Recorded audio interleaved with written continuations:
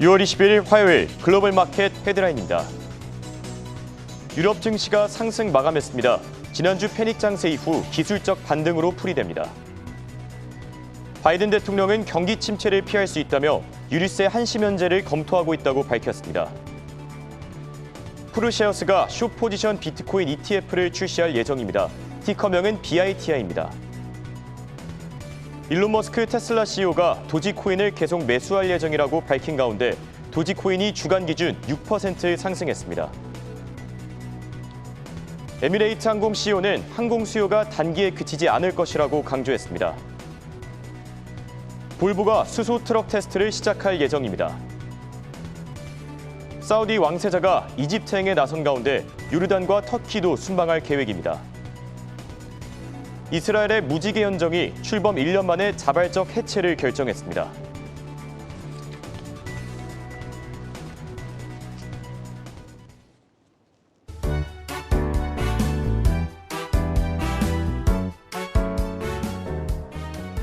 시청자 여러분 안녕하십니까? 굿모닝 환경 글로벌 마켓의 홍성진입니다. 오늘 미국 증시 노예 해방 기념으로 대체 공휴일에 이제 휴장에 들어갔습니다. 다만 유럽과 또 아시아 증시는 계속 진행되는 만큼 오늘은 또 다양한 소식들을 준비해봤는데요. 이번 주도 저희와 함께 현명한 투자 전략 세워보시죠. 굿모닝 환경 글로벌 마켓 지금 시작합니다.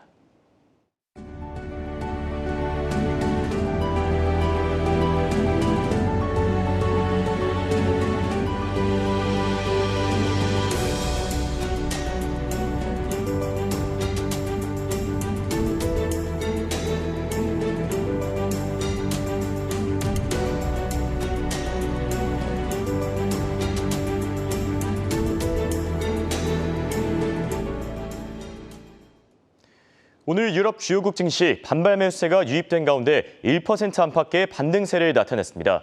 지난주 글로벌 경기 침체 우려 속에 험난한 한 주를 보낸 바 있는데요.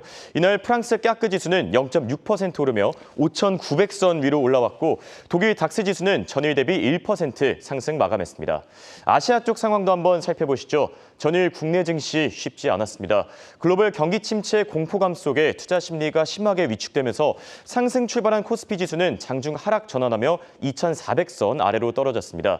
또 코스닥 지수도 무려 3% 넘게 빠지면서 지난 2020년 7월 이후 최저치를 기록했습니다. 한편 중국 증시는 당국이 대출 우대금리 LPR을 종전 수준으로 동결한 가운데 혼조세로 마감했습니다. 상해 종합지수는 0.04% 떨어지며 약보합권에서 마감한 반면 홍콩 항생지수는 0.4% 오르면서 2만 1,000선에서 거래를 마쳤습니다. 또 일본 증시 니케이 지수는 글로벌 경기 침체 가능성을 주시한 가운데 0.7% 빠진 모습 확인할 수 있습니다.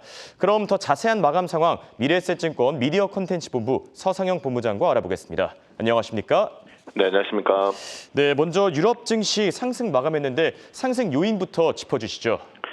일단 미증시가 휴장인 가운데 유럽 증시는 미국과 유럽 주요 정책 기반자들이 경기 침체에 대한 우려를 완화시키는 발언에 힘입어서 상승했으며 주말에 있었던 암호화폐 시장의 변동성이 완화된 점 또한 긍정적이었습니다. 더 나아가서 바이든 미 대통령이 가솔린에 대한 세금 임시 면제 가능성을 언급한 점도 우호적인 영향을 주면서 자동차, 금융, 에너지 업종이 상승을 주도했습니다. 이 결과 독일이 1.06%, 영국이 1.50%, 프랑스가 0.64% 상승 마감을 했습니다. 네, 바이든 대통령이 유류세까지도 이 한시적으로나마 면세 추진을 언급했다는 것도 시장이 꽤나 주목할 만한 부분인 것 같은데 이와 관련된 좀 자세한 내용도 부탁드립니다. 일단 앨런 재무장관이 지난 주말에 미국의 경기는 둔화되고 있지만 침체는 아니라면서 인플레이션의 속도도 완만하게 둔화되고 있다고 주장한 가운데 로라트 메스터 클리브랜드 연은 총재와 크리스토퍼 월러 연준 이사도 미국 경기는 여전히 견고하다고 언급을 했습니다. 여기에 블라드 세인트루이스 연은 총재도 경제에 대해서 호황을 보였던 작년보다는 느린 속도이긴 하지만 순조로운 연착륙을 향한 움직임이 진행되고 있으며 지속적인 확장세를 보일 것이라고 주장을 하는 등 경기에 대한 자신감을 좀 표명을 했었고요. 한편 이제 미국의 소비자 물가 지수의 상승, 소매 판매의 둔화, 미국 소비 심리 부진 등의 공통된 매개체인 가솔린 가격이었습니다. 그런 가운데 바이든 대통령이 갤런당 18.3센트인 연방 가솔린 세금 중단 여부를 이번 주 주말까지 결정할 것이라고 발표했는데요. 이를 추진할 경우 주별 가솔린 세금도 낮아지거나 면제될 수가 있으며 정부의 의지 표명이라는 점에서 향후 가솔린 가격 안정에 도움이 될 수가 있고, 이는 인플레 완화 및 소비 증가 기대를 높인다는 점에서 전반적인 위험 자산에 긍정적이었습니다. 달러가 약세를 보인 가운데 유로화는 강세, 국제유가도 상승을 했고요. 시간외로 국채금리 같은 경우도 상승하는 등 위험 자산들이 대부분 강세를 보인 점이 오늘 유럽 증시의 특징이었습니다. 네, 바이든 대통령의 조치가 과연 휘발유 가격을 잡을 수 있을지 좀 지켜봐야 될 것 같고요. 지금까지 미래센증권의 서상영 본부장이었습니다. 감사합니다. 네, 감사합니다. 이어서 오늘장 특징주 강수민 캐스터가 준비했습니다.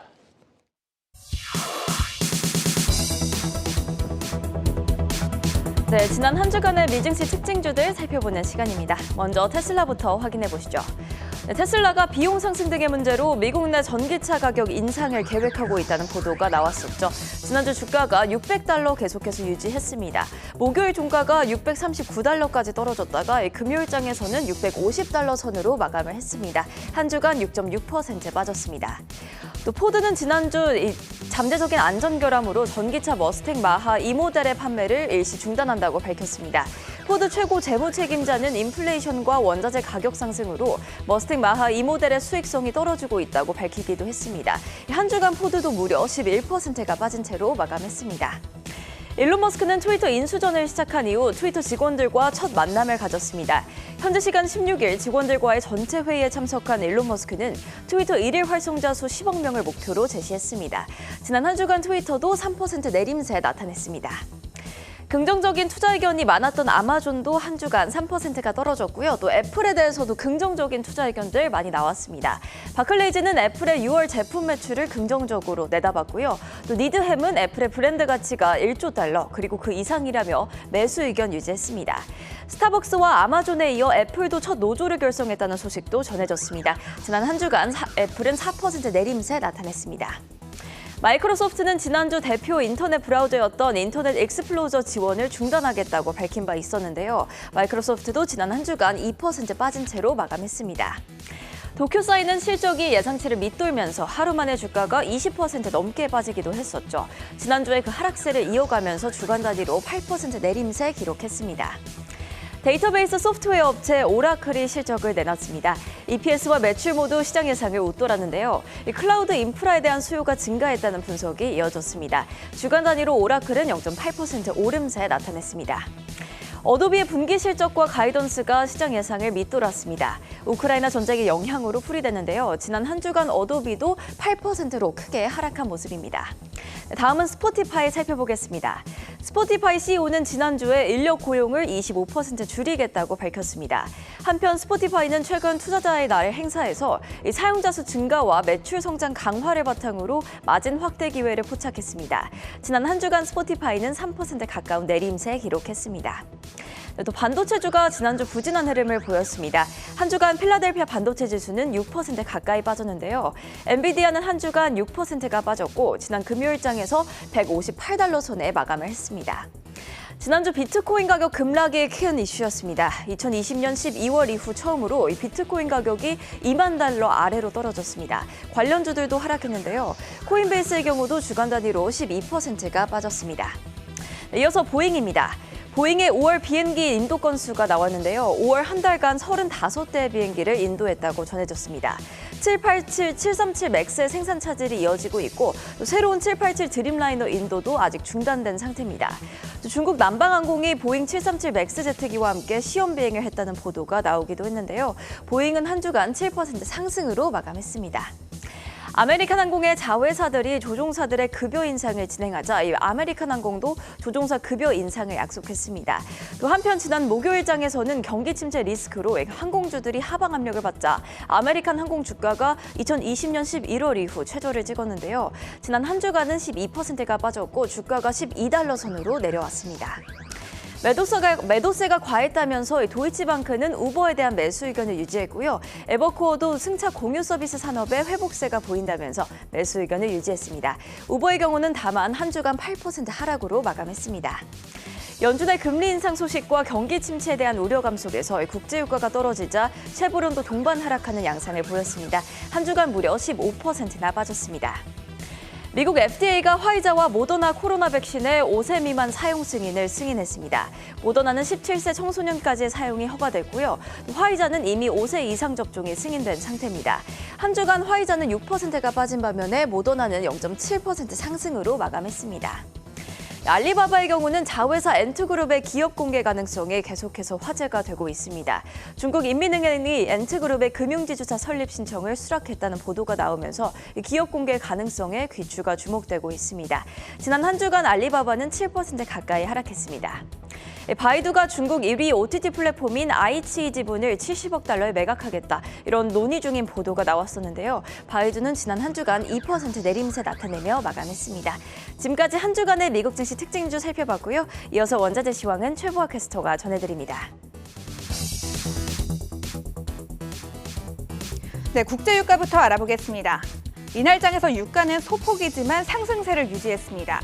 이라크는 오펙의 수출 할당량을 이행하기 위해서 2027년 말까지 원유 생산량을 일일 800만 배럴로 증산할 계획이라고 밝혔다는 소식도 전해졌습니다.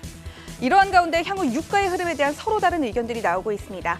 공급과 수요를 맞추기 위한 움직임이 계속되는 만큼 추이를 잘 따라가 보도록 도와드리도록 하겠습니다. 오늘 장에서 WTI는 110달러 선에서 브렌트유는 114달러 선에서 거래됐습니다. 천연가스는 3%대 낙폭을 키웠습니다. 독일이 러시아의 에너지 공급 축소에 대응하겠다고 공표한 가운데 이 에너지 수요를 충당하는 차원에서 석탄 사용을 늘리는 방안을 포함한 긴급 조치를 발표했습니다. 가동하지 않은 채 예비 전력원으로 남겨뒀던 석탄 화력 발전소들을 재가동하고 기업을 대상으로 가스를 판매하는 경매 시스템을 실시해서 천연가스 소비를 줄인다는 구상입니다. 오늘은 미증시 시장을 맞아서 농산물도 쉬어갑니다. 금속 원자재 바로 알아볼게요. 먼저 납입니다. 이 납은 두 가지 측면에서의 분석이 나왔습니다. 거시적으로는 전반적인 시장의 분위기가 납 가격에 영향을 미칠 것이라고 볼 수가 있겠습니다. 일단 각국의 중앙은행들이 앞다퉈 금리 인상에 나섰고요. 또 러시아가 유럽에 대한 천연가스의 공급량을 계속해서 줄여나가는 움직임까지 더해지면서 전 세계가 경기 침체 우려에 직면했습니다. 이 펀더멘털 측면에서 바라보자면 1차와 2차 납 재련소의 출하가 활발해지면서 가격이 떨어졌지만 이 다운스트림의 대부분이 지난주 중순에 매입돼서 실제로는 관망세 속의 실거래가 자체는 미미했다는 평가입니다. 다만 이 두 가지 모두 향후 전망인 만큼 아직은 가격에 반영되는 모습은 아닌 것 같습니다. 이날 장에서 납 가격 보도록 할게요. 납 같은 경우 2% 조금 안 되게 올랐습니다. 1.77% 정도 상승했고요. 2,098달러 선 기록했습니다. 다음은 구리 알아보겠습니다. 구리 역시 이유는 납과 다르지 않습니다. 미국 연준이 자이언트 스텝에 나서면서 달러화가 강세를 보였다는 점과 중국을 포함한 많은 나라들이 경기 침체에 맞닥뜨릴 수 있다는 위험성 속에서 수요가 떨어졌습니다. 해당 소식에 8개월 반 만에 최저치를 기록하는 모습이었습니다. 가격 한번 보도록 할게요. 구리 같은 경우 미미하게 빠졌습니다. 0.19% 정도 하락했습니다. 4달러 선 극초반을 지키고 있습니다. 다음은 주석 알아보겠습니다. 요 며칠간 주석은 계속해서 가파른 하락세를 이어갔습니다. 이유는 역시나 경기 둔화에 대한 공포감이고요. 주석뿐 아니라 전반적인 산업용 금속 시장에서 거래 자체가 뜸해지는 모습입니다. 재고량이 늘어나면서 주석 가격은 낙폭을 키우는 모양새였습니다. 주석 가격 보도록 할게요. 0.7% 정도 내리막길 걸었습니다. 3965달러 선 터치했습니다. 다음은 니켈과 아연 한꺼번에 알아보겠습니다. 니켈과 아연은 별다른 특이한 소식은 없고요. 전체적인 금속 원자재 시장의 변동성 속에서 흐름을 같이 하는 모습인 것 같습니다. 가격만 보도록 하겠습니다. 니켈과 아연 모두 오늘 장에서 올랐습니다. 0.52%와 0.06% 정도 오르막길 걸었고요. 니켈 같은 경우 25,803달러 선에서 아연은 3,525달러 선 지켰습니다. 다음은 팔라듐 알아보겠습니다.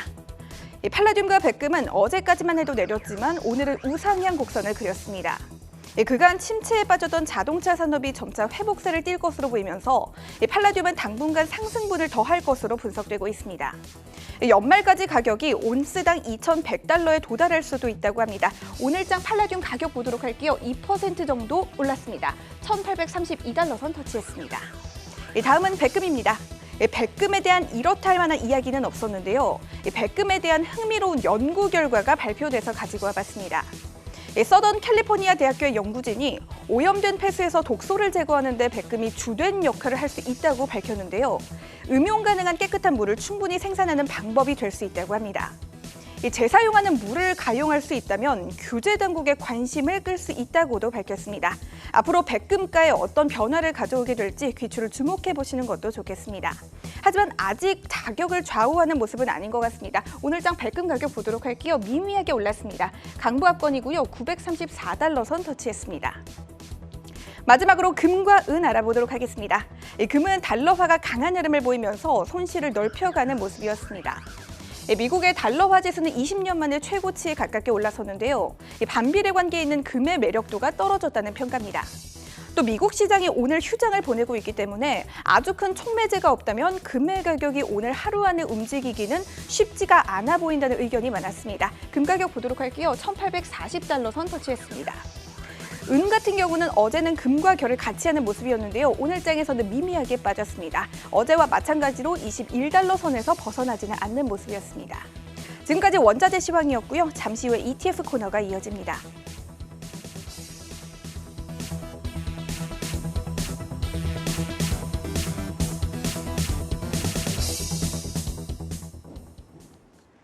최근 미국 증시가 약세장에 들어서는 등 맥을 추스르지 못하고 있는데요. 중국과 홍콩 증시는 지난 4월과 3월 저점보다 상승하고 있습니다. 국내 투자자들의 관심도 모이고 있습니다. 19일 한국예탁결제원에 따르면 6월 10일 기준 국내 투자자들의 미증시 보관액은 551억 5천만 달러로 지난 3월부터 감소한 데 반면 중국 주식시장 보관 금액은 약 19억 4,700만 달러, 그리고 홍콩 증시 보관 금액은 29억 2,900만 달러로 지난 4월부터 월 기준으로 증가세를 이어가고 있습니다. 뿐만 아니라 국내 중국 관련 펀드 수익률도 북미 ETF보다 좋은 성적을 거두고 있습니다. 이처럼 중국 주식시장에 대한 관심이 상승한 이유는 크게 4가지로 분석을 해볼 수 있습니다. 우선 상하이 봉쇄 해제에 따라 리오프닝에 대한 기대가 작용했습니다.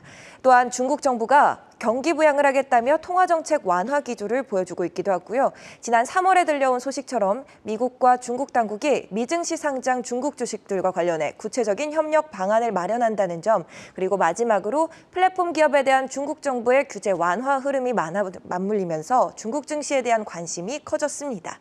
오늘은 미국을 잠시 떠나서 중국을 포함한 아시아 ETF 중 올해 주목할 만한 펀드들을 소개해드리겠습니다. 미국 금융 전문 매체 인사이드먼키닷컴에서 꼽은 올해 주목할 중국과 아시아 펀드 5가지 살펴보겠습니다. 첫 번째는 글로벌엑스에서 운용하고 있는 중국 에너지 ETF CHI-2입니다. 중국의 에너지 관련 기업에 집중 투자를 하는 ETF이고요. 총 26개 기업에만 집중적으로 투자하고 있습니다. 상위 보유 종목 중 페트로차이나는 이 펀드에서 가장 큰 기업인데요. 중국 베이징에 본사를 두고 석유 관련 제품을 중국 본토와 해외를 연결해 유통하는 회사입니다. 시티은행은 CHI-2가 유가 급등으로 중국 내 봉쇄로 인한 영향을 상쇄할 수 있었다고 분석했습니다. 이 펀드에는 7% 이상으로 담겨 있습니다. 다음은 중국 금융 관련 펀드 CHIX입니다. 마찬가지로 글로벌X에서 운용하고 있기 때문에 티커명이 CHI까지는 동일하고 마지막만 X로 달라졌습니다. 대표 기업은 핑안 인슈어런스라는 중국의 보험사입니다. 또한 세 번째로 CHIK 펀드는 중국의 IT 회사에 투자를 합니다. 총 102개의 기업을 담고 있는데 그중 대표적으로는 레노버가 있습니다. 레노버 컴퓨터 보셨죠? 레노버는 중국에 본사를 두고 있는 다국적 기업 컴퓨터 회사입니다. 다음으로 아시아 ETF로 넘어가 보겠습니다. 먼저 스테이트 스트리트 글로벌에서 패시브로 운용하고 있는 GMF 펀드입니다. 이 펀드는 아시아 태평양 국가들의 종목을 따르는 관련 지수를 추종하고 있고요. 편입하는 1,300여 개가 넘는 기업 중 대표 기업으로는 우리가 잘 알고 있는 이름들이 많은데요. 징뚱닷컴과 TSMC, 그리고 텐센트, 알리바바 같은 기업들이 있습니다. 마지막은 아시아 배당 관련 펀드 DVYA입니다. 아시아 태평양 선진 시장 중 배당을 많이 주는 기업들을 따르는 다우존스의 인덱스를 추종하고 있습니다. 대표 기업으로는 홍콩 증시에 상장한 VTech 홀딩스가 있는데요. 이 회사는 전자제품 판매 업체입니다.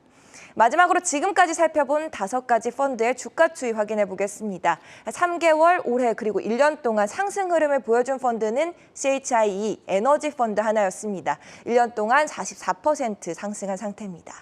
뒤를 이어서 중국 금융펀드인 CHIX가 낙폭이 가장 작은 편이었는데 최근 3개월과 올해 하락률이 한 자릿수에 그친 모습 확인할 수 있습니다. 한편 중국의 IT 기업 펀드 CHIK는 낙폭이 가장 컸습니다. 아시아 펀드들 또한 올해 들어서 각각 16% 또 12% 하락한 상태입니다. 지금까지 중국과 아시아 ETF들을 살펴봤습니다. 참고하셔서 현명한 투자하시기 바랍니다.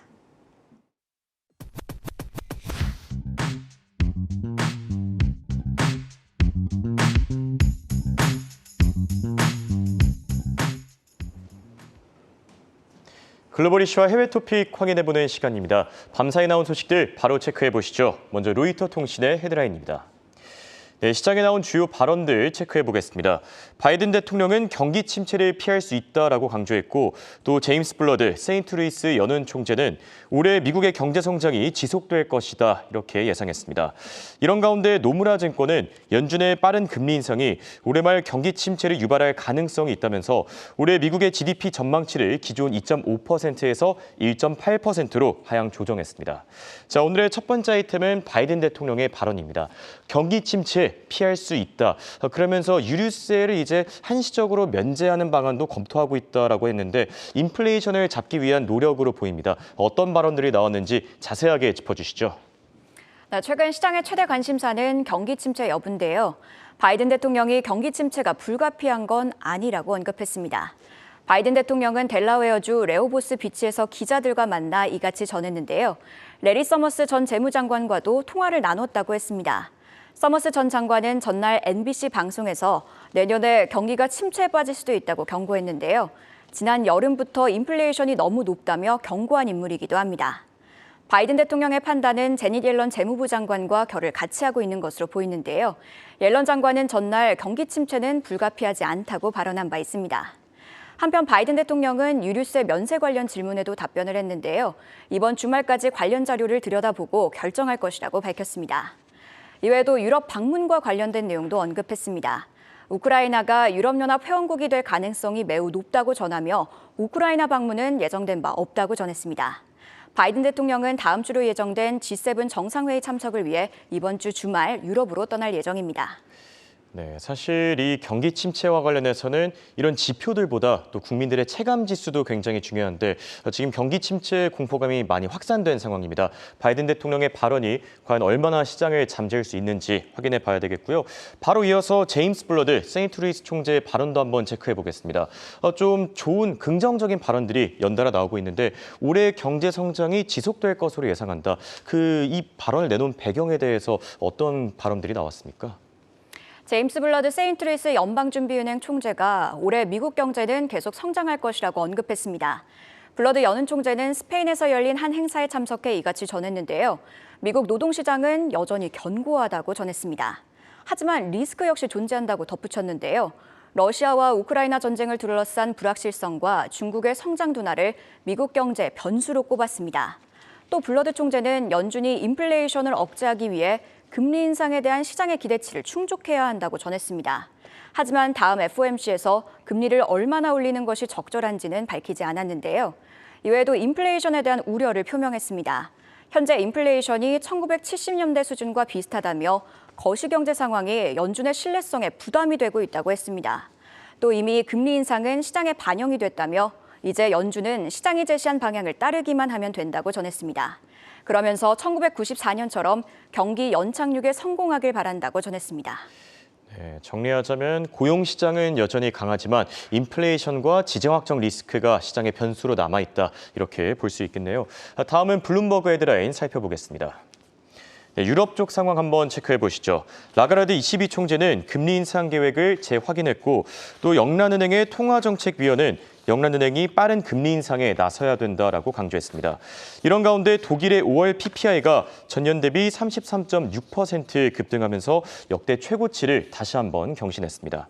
자, 두 번째 아이템은 라가르드 ECB 총재의 이 금리 인상 계획 재확인입니다. 유럽 쪽 상황도 한번 자세하게 짚어주시죠.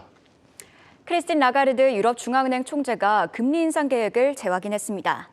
라가르드 유럽중앙은행 총재는 벨기에 브뤼셀에서 열린 공청회에 참석해 이같이 밝혔는데요.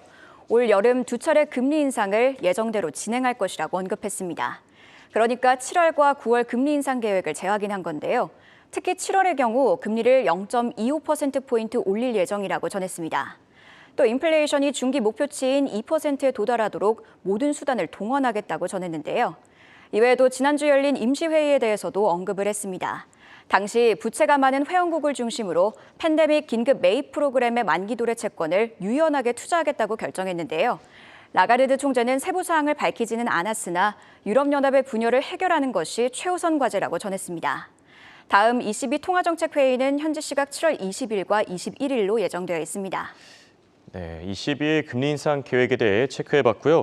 다음은 영란은행, 영국의 중앙은행이죠. 이쪽 상황도 한번 체크해보겠습니다. 그동안 0.25%포인트 금리 인상만으로는 좀 충분하다 이런 의견들이 있었는데 반대로 부족하다. 자이언트 스텝, 그러니까 0.5%포인트 금리 인상에 나서야 된다. 이런 의견 나오지 않았습니까? 네, 맞습니다. 지난주 영국 중앙은행은 금리를 0.25%포인트 올렸는데요. 이런 영국 중앙은행의 금리 인상 속도가 느리다는 의견이 나왔습니다. 캐서린 맨 영국 중앙은행 통화정책위원은 영국 중앙은행이 더 적극적으로 금리를 올려야 한다고 말했습니다. 캐서린 맨은 이번 6월 통화정책회의에서 빅스텝 금리 인상을 주장한 인사 중 한 명인데요. 영국의 경기 부양 프로그램, 주택시장 강세, 저축 증가 등으로 인해 인플레이션 압력이 생각보다 더 강할 것이라고 했습니다. 여기에 파운드 가치 하락이 인플레이션을 부추기고 있다고 진단했는데요. 영국 통화인 파운드는 올해 들어 달러 대비 약 10% 하락했습니다. 지난주 연준이 자이언트 스텝을 밟은 만큼 파운드 가치가 추가로 하락할 가능성이 있다고 내다본 건데요. 유럽 중앙은행 또한 긴축을 예고하고 있는 상황이라 빠르게 움직이지 않는다면 파운드 가치는 급격히 하락할 것이라고 전했습니다. 그러면서 금리 인상 속도를 높이지 않는다면 인플레이션이 1년 동안 0.5%포인트 오를 것이라고 전망했습니다. 네, 금리 인상을 둘러싼 의견이 엇갈리는 가운데 영국 쪽 상황도 한번 체크해봤습니다. 다음은 월스트리트저널의 헤드라인입니다. 시장 반등이 연준의 긴축 완화 전까지는 없다라는 분석 기사가 나왔고 또 우크라이나의 6월 곡물 수출이 전년 대비 55% 감소한 것으로 알려졌습니다. 마지막으로 유럽중앙은행 ECB는 우크라 난민이 유럽의 노동력 부족 현상을 완화시키고 있다 이러면서 고용 시장이 덕분에 좀 개선되고 있다라는 발언까지 나왔습니다.